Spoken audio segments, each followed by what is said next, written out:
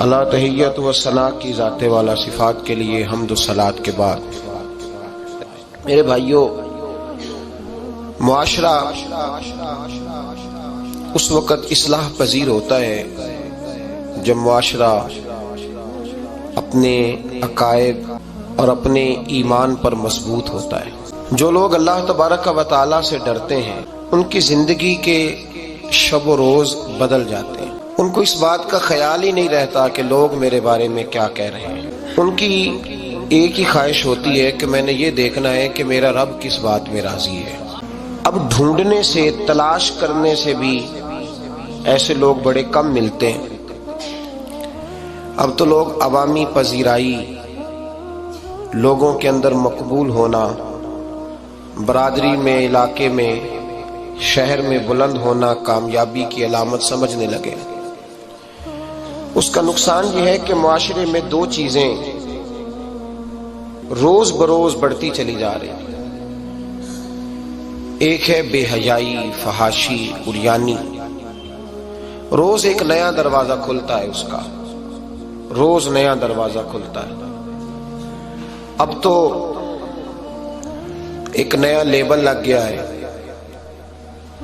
کہ سارا سال گانا باجا کرو، معاذ اللہ، جو تمہارے من کی مرضی ہو وہ کرو، اور جب رمضان آئے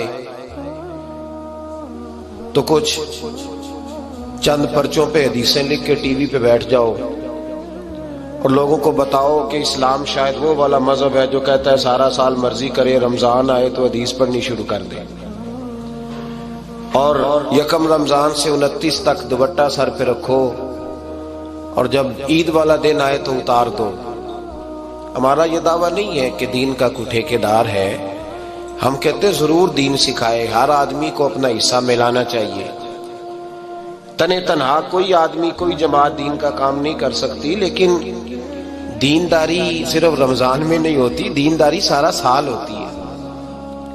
اب لوگوں نے دین کو جزوی طور پہ لینا شروع کر لیا ہے، کلی طور پہ لوگ دین کو نہیں اپناتے۔ شادی کے پروگرام منگنی سے لے کر بارات کے بیٹھنے تک سارے کام غیر شرعی ہوتے ہیں۔ مرد عورت کا اختلاط ہوتا ہے۔ سب سے بری رسم وہ ہے کہ جب جوان لڑکیاں ہاتھوں میں پھول لے کے دولہے اور اس کے دوستوں پر پھول پھینکتی ہیں، باقی ہر آدمی ڈرائنگ روم میں بیٹھتا ہے، ویڈیو والوں کو اجازت ہوتی ہے کہ وہ گھر کے ہر کونے تک پہنچ سکتا ہے۔ سارے کام غیر شرعی ہوتے ہیں اور جزوی طور پر دین پہ عمل ہوتا ہے۔ نکاح کا وقت آتا ہے تو کہتا ہے چپ کر جاؤ تھوڑی دیر کے لیے، بینڈ باجا بند کرو، ہم مسلمان ہو گئے۔ مولوی صاحب نکاح کے لیے تشریف لاتے ہیں، بیچارے چھپے بیٹھے ہوتے ہیں کسی کونے میں، چند کلمے پڑھا کے جب دعا کر کے چہرے پہ ہاتھ پورا نہیں پھیرتے تو پھر وہی تماشا شروع ہو جاتا ہے۔ جزوی طور پر لوگ دین پہ عمل کرتے ہیں۔ میرا رب فرماتا ہے یا ایھا الذین آمنوا اتقوا اللہ حق تقاتہ، اے ایمان والو رب سے ڈرو، اتنا ڈرو کہ جتنا ڈرنے کا حق ہے۔ ولا تموتن الا وانتم مسلمون، اور فرمایا یہ نہ ہو کہ تم مسجد میں مسلمان ہو اور بازار میں نہ ہو، اور ایسا نہیں ہونا چاہیے کہ جب تو تم زندہ ہو تو مسلمان ہو اور صبح مسلمان ہو تو معاذ اللہ شام کو کافر ہو، ایسا نہ ہو۔ فرمایا تم نے کلمہ پڑھا ہے تو میرے محبوب کے غلاموں اب مرتے دم تک مسلمان ہی رہنا، اب مرتے دم تک مسلمان رہنا، دیکھنا دامن دین تمہارے ہاتھ سے چھوٹ نہ جائے۔ دو باتیں عام ہو گئی ہیں امت مسلمہ، عام، ایک فحاشی عریانی عام ہے اور روز بروز اس کا نیا رنگ ہے۔ اب تو میں نے کہا مذہب کا ساتھ لوگوں نے تھوڑا سا ذائقہ لگا لیا ہے، کہتے نہیں رمضان میں نمازیں پڑھ لیں گے، خیر ہے، بچ جائیں گے، چھٹی ہو جائے گی۔ وہ میں ہی کیوں نہ ہوں، میں ہی کیوں نہ ہوں، عورت کے سامنے کھلے منہ بیٹھنے کی کسی کو بھی اجازت نہیں، کسی کو بھی اجازت نہیں۔ کسی نے حضرت سیدنا جنید بغدادی سے کہا تھا کہ اگر مرد عورت نیک ہوں تو پھر تو درس و تدریس ہو سکتی ہے نا، پھر تو پڑھا سکتے ہیں نا ایک دوسرے، نیک ہو، پرہیزگار ہو۔ تو دین چونکہ میرے رسول پاک کا ہے، صلی اللہ علیہ. یہ کسی ایک شخص کے اٹھ کے نئی بات کرنے سے اور اس کو نیا جدید کو ٹانکا لگانے سے بدل تھوڑی جائے گا. حضرت جنید بغدادی سے کہہ دیا کہ حضرت جی اگر دو بندے نیک ہوں تو پھر بات چیت ہو سکتی ہے. تو حضرت جنید بغدادی فرمانے لگے پڑھانے والے حسن بصری ہوں اور پڑھانے والی رابعہ بصری ہو تو پھر بھی ان کو اجازت نہیں ہے, پھر بھی اجازت نہیں کہ بے پردہ ایک دوسرے کے سامنے بیٹھیں, پھر بھی ان کو اجازت, بے پردگی کی پھر بھی اجازت نہیں. اور میرے اعلیٰ حضرت امام اہل سنت فاضل و محدث بریلوی, دین کا اتنا بڑا سپاہی آپ کو ڈھونڈنے سے نہیں ملے گا جتنا اللہ نے بریلی میں بڑا پیدا فرمایا ہے. اور ہر محاذ پر کسی نے کہا حضرت جی بے پردہ بی بی مزار پہ جا سکتی ہے, اجازت ہے؟ تو قلم ہے بریلی کے بادشاہ کا, رضا کے نیزے کی مار ہے کہ عدو کے سینے میں غار ہے. کیا فرماتے اعلیٰ حضرت؟ آپ فرماتے کیا پوچھا تم نے, بے پردہ عورت مزار پہ پیر کے پاس جا سکتی ہے؟ میں یہ نہ پوچھو احمد رضا سے, یہ پوچھو کہ جائے گی تو لانتے کتنی برسیں گی, یہ والا سوال پوچھو. عام ہے بے پردگی, عام, کھلے عام. اور میرے بھائی لوگ کہتے ہیں جدید ہونا چاہیے, یاد رکھو اسلام فقط گناہ سے منع نہیں کرتا, اسلام وہ دروازہ ہی بند کرتا ہے جس رستے سے گناہ ہو سکتا ہے, وہ دروازہ ہی بند ہے. کہا مرد اور عورت کو ایک دوسرے کا چہرہ دیکھنے کی اجازت ہی نہیں. میرے رسول کریم صلی اللہ علیہ وسلم نے فرمایا زنا صرف مرد اور عورت کی خلوت صحیحہ کا نام تھوڑی ہے. فرمایا جس نے اپنی آنکھ کو گندا کیا وہ آنکھ کا زانی ہے, اور جس شخص نے اپنے کان سے بری بات سنی وہ کان کا بدکار ہے. اور محبوب فرماتے ہیں جس نے اپنے آنکھوں سے بری چیز کو دیکھا وہ آنکھ کا, اور جس نے بول کر لذت کا یہ سامان فراہم کیا وہ زبان کا زانی ہے. اسے بھی قیامت کے دن اسی طرح پوچھا جائے گا جس طرح زانی کو پوچھا جائے گا. میرے بھائی امت مسلمہ کا وقار میرے رسول کریم علیہ الصلوۃ والسلام کے غلاموں کے دلوں میں شرم و حیا بھر دیا گیا. علامہ واقدی کہتے ہیں حضرت سعد بن ابی وقاص نے مدائن فتح کیا. مدائن کا ایک شہر تھا, اس کی بڑی بڑی اونچی بلڈنگیں تھیں. جو آدمی بھی جاتا تھا وہ سب سے پہلے جس شہر کی کوئی چیز معروف ہوتی ہے لوگ اس کو دیکھتے ہیں. اونچی اونچی بلڈنگیں تھیں, سب سے زیادہ اس شہر کے لوگوں نے اونچے مکانات اور زیادہ تعمیرات کر رکھی تھی. حضرت سعد بن ابی وقاص لشکر لے کے گزرے تو لشکر میں بوڑھے لوگ نہیں ہوتے, جوان لوگ ہوتے, توانا لوگ ہوتے, اور بڑے جیدار سپاہی تھے. 10,000 صحابہ کی جماعت تھی. حضرت سعد بن ابی وقاص امیر لشکر تھے.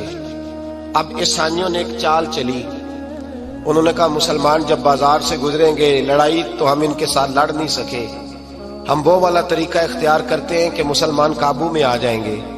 ہم عورت کو بطور تیر کے استعمال کرتے ہیں, ہم اس کو بطور جال کے پھینکتے ہیں.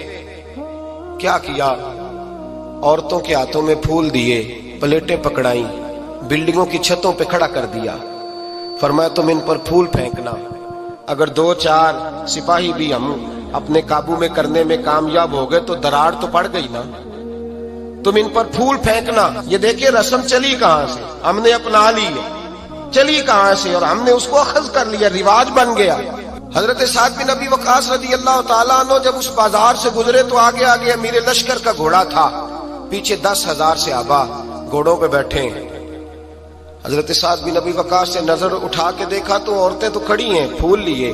کفر کی چال کو سمجھ گئے کہ یہ بے حیائی کا جال پھینک کے ملت کے جوانوں کے دلوں سے غیرت ایمانی چھیننا چاہتے ہیں, یہ مسلمانوں کے دلوں سے تقوی کی روشنی چھیننا چاہتے ہیں, یہ قرآن پاک کا سرور اور عبادت کا نور چھیننا چاہتے ہیں, یہ بے حیائی کا کلک لگا کے ان کے دلوں سے رسول اللہ کا درود چھیننا چاہتے ہیں, یہ محبت رسول کے سوتے خشک کرنا چاہتے ہیں. جب دیکھا تو فوری طور پہ گھوڑے پہ چڑھے اور جناب سعد نے قرآن پڑھنا شروع کر دیا. وَقُلْ لِلْمُؤْمِنِينَ يَغُضُّوا مِنْ أَبْصَارِهِمْ, کہا مومنو تمہارے رب نے تمہارے نبی کی زبان سے تمہیں حکم دیا ہے کہ تم نے نظریں نیچی رکھنی ہے. جب حضرت سعد بن ابی وقاص نے آیت پڑھی تو صحابہ کہتے ہیں ہمیں یوں لگا کہ جیسے ابھی آیت نازل ہو رہی ہے اور سیدھی دلوں سے ٹکرا رہی ہے. 10,000 کا لشکر گزر گیا، عورتیں پھول پھینکتی رہیں، لیکن کسی ایک صحابی نے بھی نظر اٹھا کے نہیں دیکھا۔ جب لشکر گزرا تو ان بیبیوں نے پلیٹیں پھینکی اور کہنے لگی عیسائیوں تم کتنے نالائق اور کس قدر بڑے تم بد تہذیب ہو کہ اپنی عورتیں استعمال کرتے ہو لوگوں کو قابو کرنے کے لیے، کس قدر تم زیادہ غیرت سے گرے ہوئے ہو، اور یہ کتنا اعلیٰ طبقہ ہے کہ ہم دادے توجہ دیتی رہی، انہوں نے پلٹ کے نہیں دیکھا، کہنے لگے تم جھوٹے ہو، اور جس رسول کے غلام اتنے اعلیٰ درجے کے پائے کے حیا والے ہیں وہ نبی کتنی شان والا ہوگا۔ بیبیوں نے کلمہ پڑھنا شروع کر دیا۔ بھائی یاد رکھیں، یہ جو آج جگہ جگہ مسلمانوں کے خلاف کفر کی سازش ہے، میری ملت کا جوان روز رات کو 10 میسج ٹائپ کرتا ہے، یہ روز رات کو 20 نمبر اپنے موبائل پہ رکھتا ہے اور فخر کے ساتھ بیان کرتا ہے، اور بڑی تکلیف کے ساتھ بات کہنی پڑتی ہے کہ اس کے ابا جی کو بھی پتا ہے کہ بچے کے موبائل میں نمبر ہیں، اس کے گھر والوں کو بھی پتا ہے، اور لوگ ہیں کہ اس کو ایک شغل سمجھ کے، ایک چھوٹا سا بچے کا شوق سمجھ کے اس کو درگزر کر رہے ہیں۔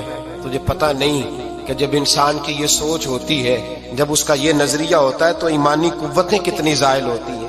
جب نوجوان کی نظر کے اندر عیب پیدا ہوتا ہے تو پھر اس سے نماز کی لذت جاتی رہتی ہے، قرآن پاک کا ذائقہ جاتا رہتا ہے، درود پاک کا ذائقہ جاتا رہتا ہے۔ اٹھائیے مسند امام احمد بن حنبل، میرے رسول کریم صلی اللہ علیہ وسلم کی بارگاہ میں صحابی نے آ کے عرض کی، یا رسول اللہ میں بڑی اچھے طریقے سے وضو کرتا ہوں، ٹائم نکال کے مسجد آتا ہوں، حضور میں پابندی سے پڑھنے کی کوشش کرتا ہوں، لیکن اے معصوم آمنہ، یا رسول اللہ میرا نماز میں دل نہیں لگتا، حضور میری طبیعت نہیں جمتی، میرا دوڑ جانے کو دل کرتا ہے، کوئی نسخہ بتلائیے۔ محبوب نے فرمایا تو اپنی نظر کو پاک کر لے، تیرے نبی کا وعدہ ہے تیرا نماز میں دل لگنا شروع ہو جائے گا۔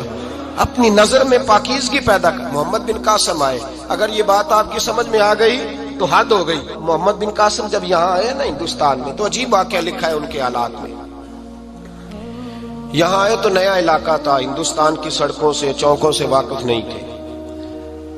جب تشریف لائے، راجہ دہر ان کے مقابلے میں تھا، جنگ کرنی تھی، لشکر لائے تو خود بھی ابھی 17 سال یا 19 سال کے جوان تھے، اور ساتھ بھی لشکر جوانوں کا تھا۔ ایک بزرگ تھے قافلے میں، بزرگ کہتے ہیں میری محمد بن قاسم سے ملاقات ہوئی تو میں نے اس شخص کے چہرے پر پریشانی دیکھی، شدید تکلیف میں دیکھا، تو میں نے کہا جرنیل مسلمانوں کے تو کس پریشانی میں ہے؟ تو محمد بن قاسم کہنے لگے پریشانی یہ ہے کہ ہم عربی ہیں، یہ عجم کا علاقہ ہے، ہم تو رستوں سے بھی واقف نہیں۔ راجہ دہر سنا ہے بڑی فوج ہے، بڑی طاقت ہے، بہت پرانا یہاں کا رہنے والا ہے، چھوٹے چھوٹے مورچوں کا پتہ ہے، رستوں کا پتہ ہے، کیسے جنگ ہوگی؟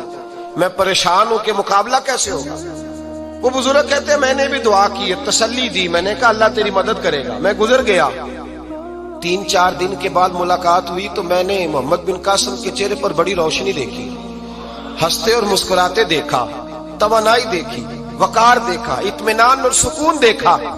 میں نے کہا خیریت تو ہے، پرسوں ترسوں تو بڑے پریشان تھے، آج کیا ہوا؟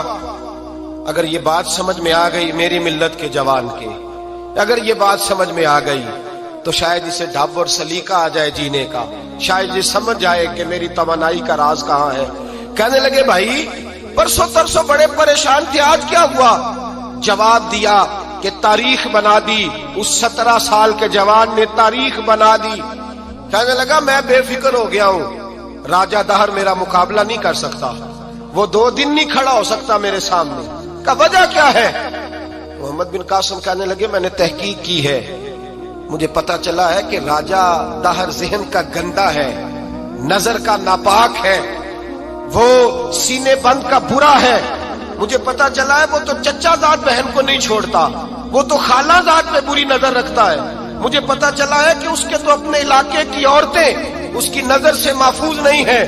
کہنے لگا جو گندی نظر کا جوان ہوتا ہے وہ کسی میدان میں نہیں ٹھہر سکتا۔ کہنے لگا میری 17 اور 19 سال کی جوانی ہے، مجھے قسم ہے گنبد خضرا کی، میں نے جب بھی دیکھا ہے یا مصطفیٰ کا درود دیکھا ہے یا رسول اللہ پہ نازل ہونے والا قرآن دیکھا ہے۔ میرا مقابلہ کیسے کرے گا؟ میرے مقابلے میں کیسے آئے گا؟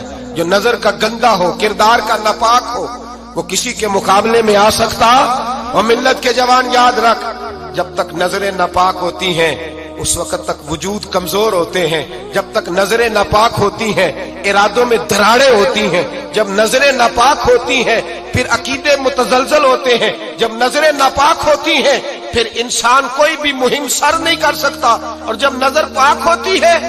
حضرت عبداللہ بن حذافہ جہاد کر رہے تھے، روم کے عیسائیوں نے گرفتار کر لیا، 1000 آدمی نے مل کے پکڑا، گرفتار نہیں ہوتے تھے صحابی، 1000 آدمی نے گھیرا ڈالا، گرفتار کر کے لے گئے، اور جب بادشاہ کے سامنے گئے تو وزیر کہنے لگا بادشاہ بندہ بڑے کام کا ہے، اگر ہمارے قابو آ گیا تو فائدہ دے گا، صحابی ہیں حضرت عبداللہ بن حذافہ، حضرت فاروق اعظم کا زمانہ ہے، اگر قابو آ گیا تو فائدہ دے گا۔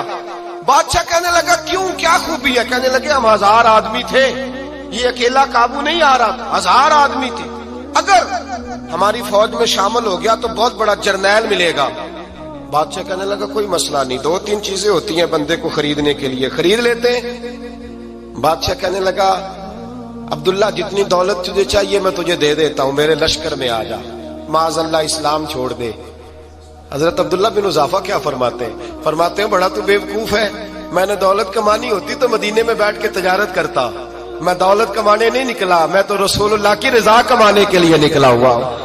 دولت کمانی ہوتی تو کسی مارکیٹ میں ہوتا، میدان میں آنا تھا، شہادت ہے مطلوب مقصود مومن، نہ مال غنیمت نہ کشور کشائی، یہ دولت تو لونڈی ہے رسول اللہ کے دروازے کی، یہ تو پیچھے پیچھے پھرتی ہے نبی پاک کے غلاموں کی، یہ کمانی ہوتی تو میں کسی مارکیٹ میں ہوتا، میدان میں تھوڑا ہوتا۔ عبداللہ بن حذافہ سے دوسری چال چلی، کہنے لگے میاں عہدہ جو تجھے چاہیے، میں بادشاہ ہوں، میرے نیچے جو عہدہ تو کہے گا وہ تجھے مل جائے گا۔ حضرت عبداللہ بن حذافہ کہنے لگے شاید تجھے پتا نہیں میری تعریف کیا ہے، شاید تو جانتا نہیں میری تعریف کیا ہے۔ کہا صاحب کی کیا تعریف ہے؟ کہنے لگے میں رسول اللہ کا صحابی ہوں، اور کائنات میں سب سے بڑا عہدہ مصطفیٰ کے صحابی ہونے کا عہدہ ہے۔ صحابہ وہ صحابہ تھے جن کی ہر صبح عید ہوتی تھی، خدا کا قرب حاصل تھا، نبی کی دید ہوتی تھی۔ فرمایا میں نے حضور کے جلوے دیکھے ہوئے ہیں، مجھے عہدے کی ضرورت ہی نہیں، اور میں نے عہدہ لینا ہوتا تو میں سیاست کرتا، میں تو شہادت لینے نکلا ہوں میدان میں، عہدے کا میں نے کیا کرنا ہے۔ اب بادشاہ کہنے لگا اسے قتل کر دو، وزیر کہنے لگا نہیں ایک بات اور ہے، مجھے ایک چال اور چلنے دو۔ کہا وہ کیا؟ کہنے لگے میری بیٹی بڑی خوبصورت ہے، مجھے موقع دو، اپنی ہی بیٹی کو سجا بنا کے، وہ جوان جس کی جوانی اتنی بڑی ہے کہ 1000 آدمی مقابلے میں کھڑا نہیں ہوتا، اس جوان کے کمرے میں رات کی تنہائی میں بنا سوار کے بی بی کو بھیجا۔ وہ بی بی کہتی ہے میں ساری رات بن سور کے اس صحابی کے کمرے میں بیٹھی رہی، لیکن یہ کیا شخص تھا، ساری رات ہی مسلح پہ بیٹھا رہا، ساری رات ہی، کچھ دیر تھک جاتا تو یہ کریم رسول پہ درود پڑھنا شروع کر دیتا۔ بی بی کہتی ہے سحری ہو گئی تو میں نے چھو کے دیکھا کہ انسان ہے کہ جن ہے، یہ بندہ ہے کہ فرشتہ ہے، چھو کے دیکھا۔ کہنے لگے پیچھے ہٹ جا، میں نے کہا میں نے تو سنا تھا تو 1000 کے مقابلے میں ہے، اور تو اتنا بے حس ہے کہ بنی صبری دلہن بیٹھی ہے، تو نے نظر نہیں کی؟ عبداللہ بن حذافہ، بی بی کہتی ہے نظر پھر نہیں اٹھائی، نظر پھر جھکی ہوئی ہے۔ کہنے لگے بی بی میں مجبور ہوں، اب میرے اوپر کوئی حسن نہیں چلتا، میں نے جلوائے بدوہا کا دیدار کیا ہوا ہے، اب میری نگاہوں میں جچتا نہیں کوئی، اس لیے کہ جیسے میرے سرکار ہے ایسا نہیں کوئی۔ کبھی بھی اب نہیں کسی کا میرے اوپر جادو چلتا، میں نے مصطفیٰ کو، اور کہا ذرا پیچھے ہٹ کے بیٹھ، مجھے میرے رسول نے غیر محرم سے بچنے کا حکم دیا ہے، ذرا پیچھے ہٹ کے بیٹھ۔ سحری کا وقت تھا، وہ بی بی کہتی ہے اس نوجوان کے جملے میرا سینہ چیر گئے، کلیجہ پھٹ گیا، چیخ نکلی، میں کفر کے عالم میں روئی۔ میں نے کہا مجھے بتا تو صحیح، آخر یہ جذبہ کہاں سے ملتا ہے، آخر یہ روشنی تو میں نے دیکھی نہیں، کہاں سے آتی ہے؟ ایک میرا باپ ہے جو بنا سور کے مجھے تیرے کمرے میں چھوڑ گیا، بتلا یہ کہاں سے کیف آتے ہیں؟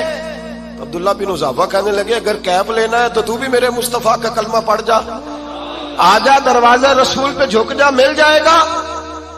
سویرے دروازے پہ باپ آیا بیٹی سے رزلٹ لینے، دروازہ کھولا تو بیٹی نقاب پہنے باہر آئی۔ باپ کہنے لگا کیا بنا؟ کہنے لگی پیچھے ہٹ جا، تو غیر محرم ہے، کافر ہے، میں مسلمان ہوں۔ اس نے کہا کیا ہوا؟ کہنے لگی تیرے جیسے کو باپ کہوں، تیرے جیسے کو جو مجھے استعمال کر رہا تھا؟ میں تجھے باپ نہیں مانتی، میں اب رسول والی ہو گئی ہوں، میں حضرت فاطمہ کی کنیزہ ہو گئی ہوں، میں اب نبی کریم کی خادمہ ہوں، خبردار میرے قریب نہ آنا۔ یہ دعو بھی ناکام ہوا۔ اب حضرت عبداللہ بن حذافہ کے سامنے موت کھڑی کی، ایک کڑا میں تیل گرم کیا، کہنے لگے تجھے اس میں جلایا جائے گا۔ حضرت عبداللہ بن حذافہ رضی اللہ تعالیٰ عنہ جب جلنے کے قریب ہوئے تو رونے لگے۔ روم کا بادشاہ کہنے لگا شاید ڈر گیا ہے، کہنے لگے اب سمجھ آئی ہے، اب تجھے پتا چلا ہے، چلا آ جا۔ حضرت عبداللہ بن حذافہ کہنے لگے تو کافر ہے، تیری کافروں والی سوچ ہے، اس لیے نہیں رویا کہ موت سے ڈر گیا ہوں، میں تو اس لیے رویا ہوں کہ ایک جان ہے، وہ نبی پاک پہ قربان ہو رہی ہے، کاش رب مجھے 1000 جان دیتا، میں ساری مصطفیٰ پہ قربان کر دیتا۔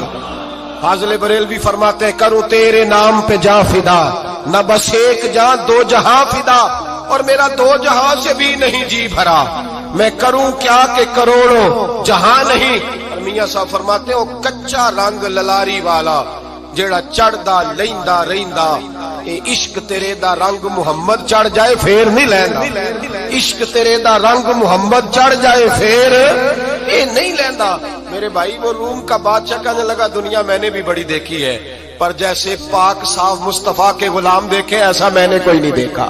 او بھائیو، نظر پاک ہو، روح پاک ہو، مزاج پاک ہو، پھر انسان بڑے بڑے کام کرتا ہے، پھر وہ مہمات کو سر کرتا ہے، پھر وہ صرف ایک گھر کے لیے نہیں، وہ ملت کے لیے فائدہ مند ہوتا ہے، پھر وہ گھرانوں کو لے کر چلتا ہے، پھر وہ بڑے بڑے معاشرے تشکیل دیتا ہے۔ میرے رسول کریم صلی اللہ علیہ وسلم نے پاک صاف ذہن کے لوگ تیار کیے۔ حضرت مرثد فرماتے ہیں میں ایک عورت پہ عاشق تھا، جب کلمہ پڑھا نبی پاک نے میری پشت پہ ہاتھ پھیرا، میں نے کہا حضور کوئی نصیحت؟ نبی پاک نے فرمایا نظر کو پاک رکھنا۔ آپ فرماتے ہیں عورتیں میرے پیچھے بھاگا کرتی تھیں اور مجھے کہا کرتی تھی اب تو دیکھتا کیوں نہیں؟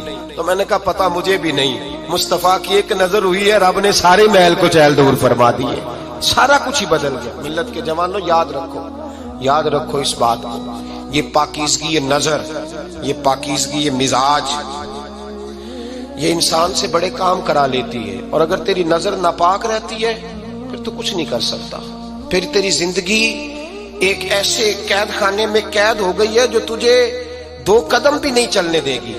سب سے پہلے مزاج کی پاکیزگی، اور دوسرا اصلاح معاشرہ کے لیے اہم درس یہ ہے اپنے آپ کو پاک صاف رکھیں، ذہنی طور پر، نظریاتی طور پر۔ اور دوسرا درس یہ ہے میرے بھائی، ظلم اور زیادتی سے بچیں، پاک صاف رہ کے وقت شروع کریں، اور کسی جگہ بھی کوئی زیادتی، کوئی ظلم، میرے نبی کریم صلی اللہ علیہ وسلم کے مزاج کو اگر آپ دیکھیں گے نا، ہمارے معاشرے میں آج سب سے زیادہ زیادتی پتہ کون سی ہوتی ہے؟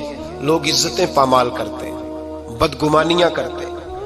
ابو جہل یہ کام کرتا تھا کہ وہ نبی پاک صلی اللہ علیہ وسلم پر، صحابہ پر معاذ اللہ شخصی اعتراضات کرتا تھا، شخصی۔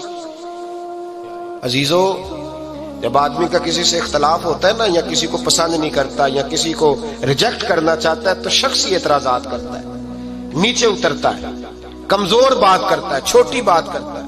اور ہمارے زمانے میں تو یہ کام حسد کی وجہ سے ہوتا ہے، بڑے بڑے جماعتیں ٹوٹ جاتی ہیں، ملتوں کا شرازہ بکھر جاتا ہے، لیکن لوگ اپنی اس حرکت سے باز نہیں آتے، ساری زندگی ذاتی اور نجی اعتراضات کرتے رہے۔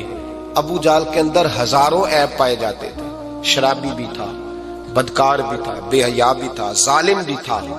میرے نبی پاک صلی اللہ علیہ وسلم نے اسے دین کا پیغام دیا ہے، لیکن تاریخ کی کسی کتاب میں آپ کو یہ نہیں ملے گا کہ حضور نے کبھی اس کی شخصیت پر اعتراض کیا ہو۔ یہ فرمایا ہے کہ بڑا فرعون ہے اس امت کا، لیکن نیچے اتر کر کبھی اس کی ذاتی اور شخصی زندگی پر کوئی زیادتی صحابہ کی طرف سے اور نبی پاک کی طرف سے۔ بہت بڑی بات سمجھا رہا ہوں، اگر آپ کی سمجھ میں آئے تو ہم ذاتیات پر اترتے، ذات پر اتر کر زیادتی کرتے، ذات پر۔ ہمارا اب ظلم نجی سطح سے شروع ہو رہا ہے اور پوری ملت کو لپیٹ میں لے رہا ہے، پوری ملت چھوٹی چھوٹی زیادتیاں ہیں جو پورے معاشرے کو اپنی لپیٹ میں لیتی ہیں۔ میرے نبی کریم علیہ السلام نے جو دین ہمیں دیا ہے وہ خیر خواہی کا مذہب ہے، وہ بھلا کرنے کا مذہب ہے، وہ کام آنے کا مذہب ہے، وہ ظلم سے بچنے کا مذہب ہے۔ میرے نبی پاک نے فرمایا ظلم سے بچ جانا، قیامت کے اندھیروں میں جو بڑا اندھیرا ہوگا وہ ظلم ہوگا۔ اصلاح معاشرہ کانفرنس کا پہلا سبق میں نے عرض کیا کہ نظر کو، ذہن کو، سوچ کو پاک رکھے، اور دوسرا زندگی میں کبھی زیادتی نہ کرے، کبھی بھی اپنے مخالف پر بھی کبھی شخصی، ذاتی اور نجی اعتراضات نہ کرے۔ یہ انسان کے اندر کا ظلم ہوتا ہے، ہمارے گھروں کے اندر سے ظلم جنم لینے لگا ہے۔ روز بہو پہ تیل چھڑکا جاتا ہے، روز کسی نہ کسی شہر سے، اپنے ہی گھر سے، اپنے ہی چراغ کو بند کرنے کی خبر نکلتی ہے۔ سڑکوں پہ، چوکوں پہ، چوراہوں میں غریب مسلے جاتے ہیں، جس کے ہاتھ جہاں تک پہنچتے ہیں وہ وہاں تک معاذ اللہ زیادتی کر گزرتا ہے۔ اگر قوم ظلم سے بچنے لگے، زیادتی سے بچنے لگے، تکلیف دینے سے بچنے لگے تو معاشرہ سنور جائے گا۔ میرے رسول کریم علیہ السلام نے اپنے غلاموں سے پوچھا تھا، بتاؤ مفلس کون ہوتا ہے؟ کون ہے جس کے پاس کچھ نہیں ہوتا؟ صحابہ نے کہا یا رسول اللہ جس کے پاس پیسے نہ ہو۔ بخاری مسلم متفق علیہ حدیث ہے۔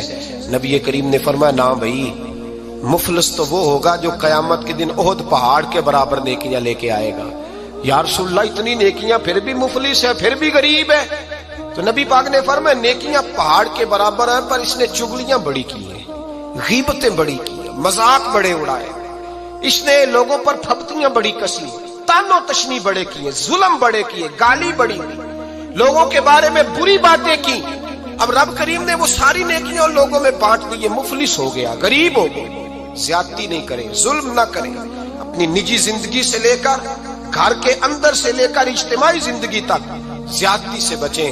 میرے نبی کریم علیہ السلام نے اپنے غلاموں کو یہ درس دیا ہے، دیکھنا کبھی زیادتی نہ ہونے پائے، دیکھنا کہیں ظلم نہ ہونے پائے، دیکھنا کسی شخص کو تمہارے قول فعل سے، تمہارے مزاج سے تکلیف نہ پہنچے۔ میرے بھائیوں، حضرت وہاب ابن منبہ علیہ رحمہ فرماتے ہیں کہ بنی اسرائیل کے اندر ایک بادشاہ محل بنانے جا رہا تھا۔ محل آج بھی جس آدمی کی سوسائٹی کے اندر 2-4 قلعے، 2-4 ایکڑ کسی غریب کے آ جائیں، وہ یا تو اسے دھمکاتا ہے یا بلیک میل کرتا ہے، کچھ نہ ہو سکے تو پھر قتل ہی کرا دیتا ہے معاذ اللہ۔ اور یہ خبریں عام ہمیں سننے، پڑھنے اور دیکھنے کو ملتی ہیں۔ بادشاہ محل بنانے جا رہا تھا، ایک غریب بی بی رہتی تھی، اس کی جھونپڑی بادشاہ کے محل کے نقشے میں آتی تھی۔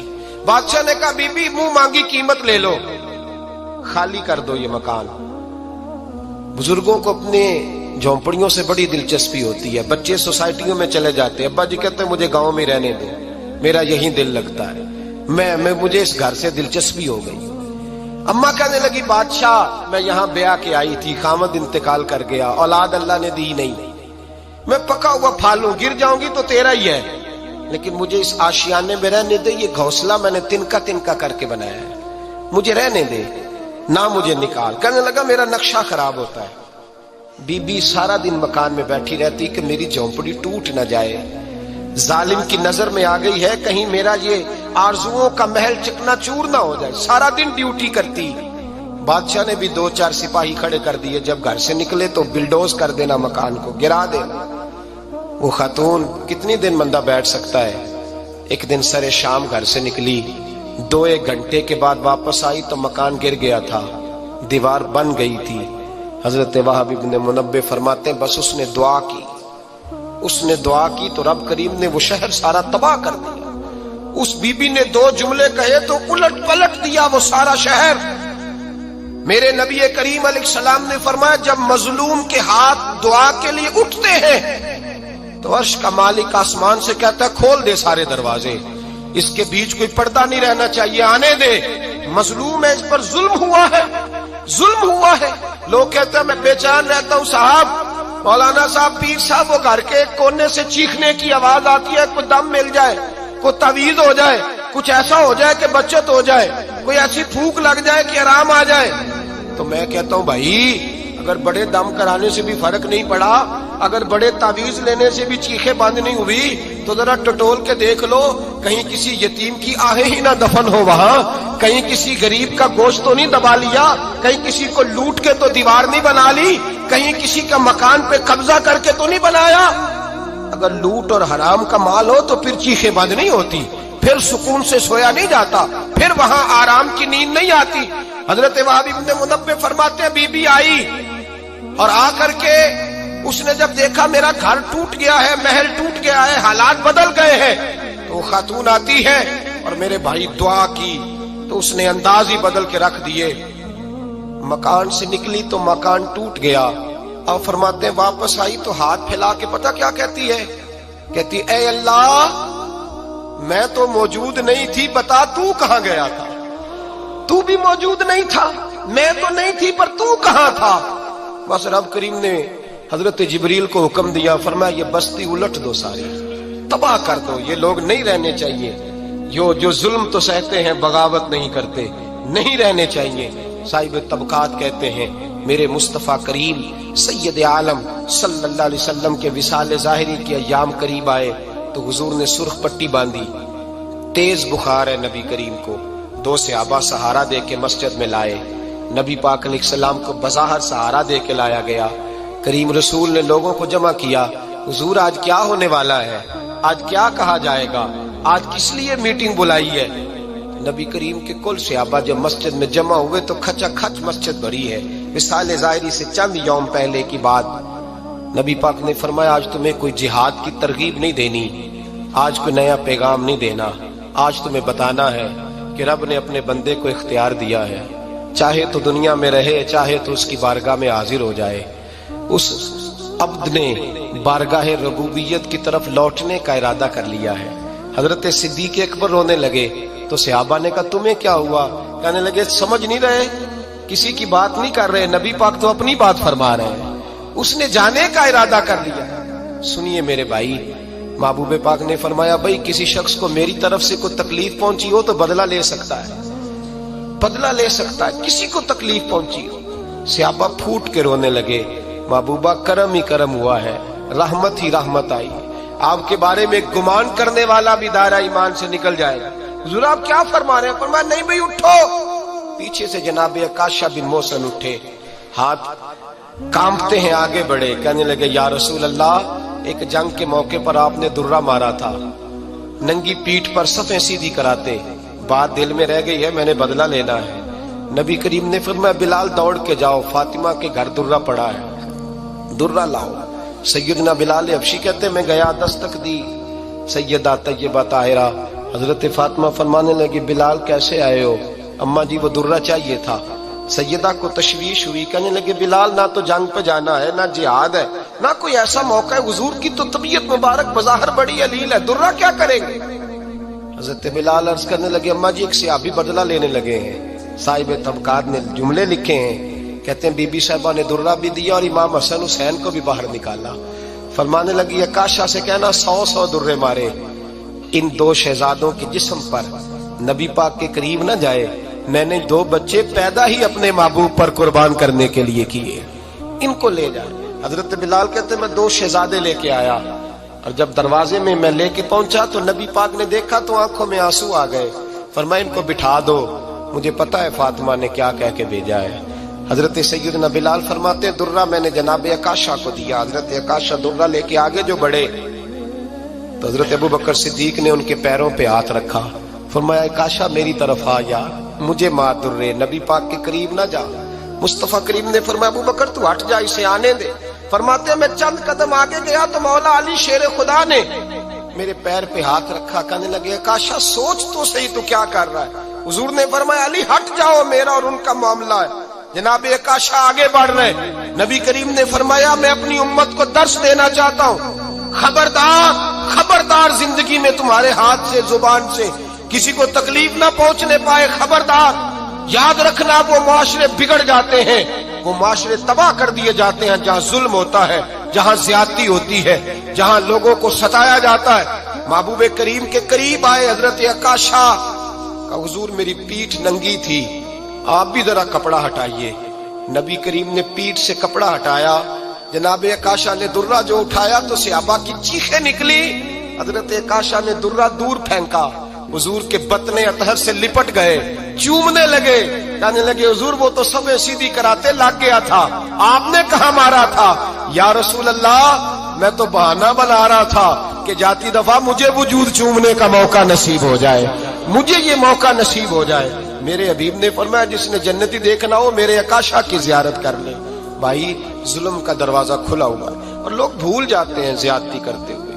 وہ بہو سے ہی کیوں نہ کریں، وہ اپنے گھر کے بھول جاتے ہیں کہ شاید پوچھنے والا کوئی نہیں. شاید میزان نہیں لگے گا۔ ایران کے بادشاہ نے اپنے بیٹے کو پڑھانے کے لیے ایک استاد صاحب کا بندوبست کیا۔ استاد صاحب کو کہا کہ میرے بچے کو دین پڑھائیے، میں چاہتا ہوں کل اس نے عنان حکومت کو سنبھالنا ہے تو یہ دین سے آگاہ ہو جائے، اس کو کچھ سکھائیے، پڑھائیے۔ بہت نیک بزرگ بڑے درویش عالم پڑھانے لگے، اسباق مکمل ہو گئے، دین کے اسباق قرآن مجید پڑھایا، احادیث طیبہ کا درس دیا، اصول فقہ سے روشناس کرایا۔ جب بچے نے مکمل تعلیم حاصل کر لی اور آمین ہو گئی، دستار ہو گئی، فارغ ہو گئے، تو پھر ایک دن استاد صاحب نے کہا بیٹے کل تم نے ضرور آنا ہے، کچھ بات کرنی ہے۔ شہزادہ گیا ملنے استاد صاحب سے، استاد صاحب نے کنڈی لگا لی، ہاتھ میں درہ پکڑ لیا، مار مار کے پورے وجود کو زخمی کر دیا، کوئی غلطی نہیں، کوئی بات نہیں، مارا۔ اب بچہ آیا آ کے بادشاہ سلامت سے کہا کہ ابا جی سمجھ نہیں آئی، بڑا مارا ہے استاد نے۔ تو سیانے تھے نا بادشاہ، یہاں تو قاری صاحب روز کٹہرے میں کھڑے ہوتے ہیں، مولوی صاحب آپ نے میرے بچے کو کیوں مارا ہے؟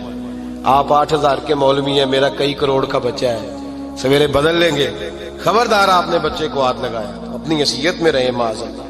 جو قومیں استادوں کو کٹہروں میں کھڑا کرتی ہیں وہ ترقی نہیں کر پاتی، جو استادوں کو کٹہروں میں روز کھڑا کرتے ہیں۔ کہا ابا جی بڑا مارا ہے، تو والد بڑے سمجھدار تھے، کہنے لگے بیٹا استاد باپ ہوتا ہے، وہ زیادتی نہیں کرتا، کوئی بات ہوگی میں تیرے استاد کو کٹہرے میں نہیں بلاؤں گا۔ اماں سے بات کی، اماں کہنے لگی بیٹا میں تیرے باپ سے کیسے بات کروں، ڈرا تھا۔ وقت گزر گیا، 22 سال بیت گئے، 22 سال گزر گئے، بادشاہ کا انتقال ہوا، شہزادہ تخت پہ بیٹھا، پہلا حکم یہ دیا کہ میرے استاد کو بلاؤ، پہلا حکم۔ استاد جی بوڑھے ہو گئے تھے، چھڑی کے اوپر ٹیک لگا کے آئے اور بھویں سفید ہو کے جھک گئی تھیں، یوں آنکھ کھول کے بڑی مشکل سے دیکھا، کہنے لگے شہزادے حکم ہو۔ کم میں شہزادہ نہیں، اب میں بادشاہ بن گیا ہوں۔ استاد جی 22 سال بیت گئے، آپ نے مارا تھا، پر وہ درد چونکہ زیادتی کی تھی، میرا قصور کوئی نہیں تھا، تو نہ میری روح سے درد گیا ہے نہ میرے جسم سے گیا ہے، میں بے اختیار تھا، پوچھ نہیں سکتا تھا، آج با اختیار ہوا ہوں۔ سب سے پہلے پہلا حکم آپ کو دیا، بلایا ہے، بتائے کیوں مارا تھا، کیوں مجھے مارا تھا، میری زیادتی بتائے۔ تو استاد، بوڑھے استاد کی آنکھیں آنسوں سے بھر گئی، کہنے لگے بیٹے بس آج کے دن کے لیے مارا تھا، یہ جو دن آ گیا نا میری زندگی میں اس لیے مارا تھا، یہ میں چاہتا تھا میری زندگی میں وقت ہے، آج کے بس میری مراد پوری ہو گئی۔ کہ صاحب کس لیے، مجھے بھی سمجھائے۔ آپ فرمانے لگے کتنی دیر ہو گئی تجھے مار کھائے ہوئے، کتنا زمانہ بیت گیا؟ کہنے لگا 22 سال۔ فرمایا زخم بھولے تو نہیں، درد ختم تو نہیں ہوئی، تمہیں بات 1 منٹ کے لیے بھی تمہارے حافظے سے محو تو نہیں ہوئی؟ کہ استاد جی روز رات کو یاد آتی، روز خیال آتا تھا۔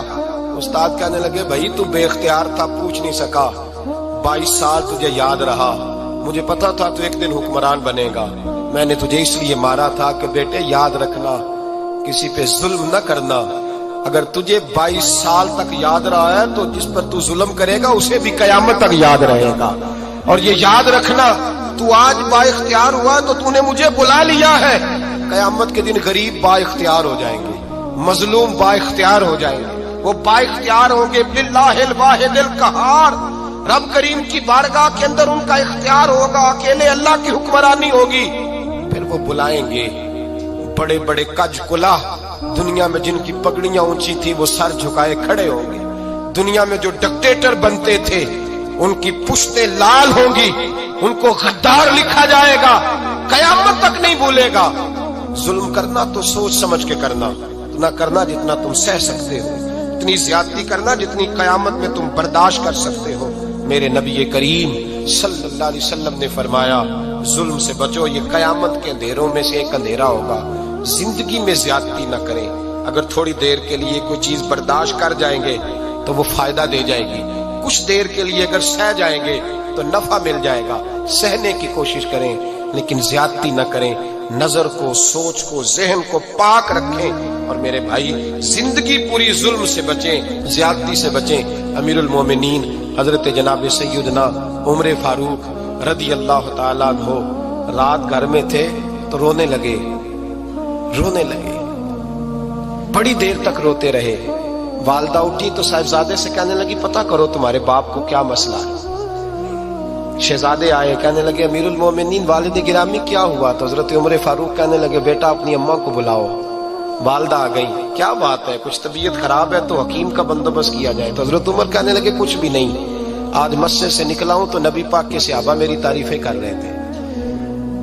ये हजरत फारूक आजम के विसाल के करीब के दिन है। तारीफें तो हजरत ये रोने की बात है कि खुश होने की? आप फरमाने लगे नहीं, सोचता हूं बाहर तो मैं अच्छा रहा हूं, पता नहीं घर में ही कोई ज्यादती ना हो गई हो, पता नहीं तुम्हारे साथ भी मेरे मामला ठीक थे कि नहीं। सहाबा तो तारीफ करते हैं, रो रहा हूं तुम्हारी वजह से ना उलझ जाऊं, बीवी ही ना कहे मेरा हक ही अदा नहीं किया। ये लफ्ज कहते कहते पहाड़ है ये शख्स, कैसर किसरा कांपते हैं। हजरत उमर रो पड़े, बीबी से कहने लगे मुझे अल्लाह की रजा के लिए माफ नहीं कर देती? मेरे ऊपर बोझ था उम्मत का, मैं सारी रात मदीने की गलियों में फिरता था, दिन सारा मस्जिद में गुजरता था, मैं तुझे वक्त नहीं दे पाया, माफ नहीं कर देती? तो ज़ौजा कहने लगी नहीं उमर, मैंने भी जिंदगी में अपना कोई सुख चैन नहीं देखा, कोई चाव पूरा नहीं किया, मैं कैसे माफ कर दूं? मैं नहीं माफ करती। हजरत उमर जमीन पे बैठ गए, रोने लगे, कहने लगे चल माफ कर दे। कहने लगी एक वादा करो, कयामत के दिन रब करीम की बारगाह में मेरी सिफारिश करोगे? अल्लाह की बारगाह में अर्ज करोगे कि अल्लाह अच्छी थी, मुझे कपड़े धो के देती थी, रोटी पका के देती थी, मेरी इज्जत की मुहाफिज थी? जनाब उमर कहने लगे तेरे साथ वादा है, रब अपने फजल से उमर को जन्नत देगा तो उमर तुझे जन्नत में साथ लेकर के जाएगा, तेरे साथ वादा है। अरे भाई, जिनके दिलों में एहसास था कि हमसे कोई ज्यादती ना हो जाए किसी जगह, वो तो यहाँ तक मामला करते थे, यहाँ तक उनका ख्याल रहता था। अजीजों, एक तो नजर में हया पैदा करें, वालिदैन की बहुत बड़ी जिम्मेदारी है। लाखों बच्चे मर्जी की शादियां कर रहे हैं, हजारों घर उजड़ रहे हैं। ये वो वाला जहर है जो हर घर में तेजी से फैलता चला जा रहा है। पहले हम कहते थे कि बच्चा बाहर ना निकले, अब कहते हैं अल्लाह कहीं मोबाइल लेके तनहा ना बैठ जाए, कहीं तनहा ना बैठ जाए। क्या बनेगा इसका अगर ये गंदगी और ये ऐसा नशा है जो उजाड़ के रख देता है इंसान की तवानाइयों को। एक तो जहन को, तबीयत को पाक रखें, दूसरा ज्यादती कभी न करें। ये दो सबक अगर उम्मत को याद हो जाएं तो फिर मुआशरा बड़ी तेजी से इस्लाह पजीर होगा।